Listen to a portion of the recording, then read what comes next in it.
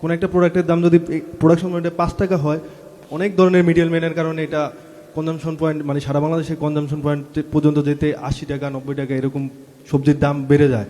তো সরকারের এরকম কোনো পলিসি আছে কিনা যে মানে কিভাবে মানে গভর্নমেন্টের ইনিশিয়েটিভের মাধ্যমে মিডলম্যান রিডিউস করার? মিডলম্যান থাকবে, এটা অর্থনীতির একটা, অর্থনীতিকে অর্থনীতির গতিতে চলতে দিতে হবে। কিন্তু এখানে যদি কেউ অসৎ উদ্দেশ্যে কোনো কাজ করে সেটা আপনাকে ধরতে হবে, কিন্তু মিডলম্যান থাকবেই। হ্যাঁ, আমাদের দেশে কতগুলো মিডলম্যান আছে যেটা অনৈতিক মিডলম্যান। আমাদেরকে চেষ্টা করতে হবে আইন শৃঙ্খলার রক্ষাকারী বাহিনীর মাধ্যমে হোক, যেভাবে হোক আমাদেরকে চেষ্টা করতে হবে এই অনৈতিক মিডলম্যান যারা, তাদেরকে আমাদের বিরুদ্ধে ব্যবস্থা নিতে হবে। আপনি ব্যবস্থা নিলেন ঠিকই, কিন্তু ওরাও তো মানুষ। এখানে আবার আরেকটা বিষয় আছে, আপনি শুধু ধরে শাস্তি দিলেই হলো না। কিন্তু আমরা যারা অন্যায় করছে তাদেরকে আমরা ধরবো ঠিকই, এ ব্যাপারে কোনো সন্দেহ নেই, কিন্তু অ্যাট দ্য সেম টাইম আবার আরেক দিক দিয়ে আপনাকে চিন্তা করবে, তাকেও কিন্তু একটা কর্মসংস্থানের ব্যবস্থা আপনাকে করতে হবে।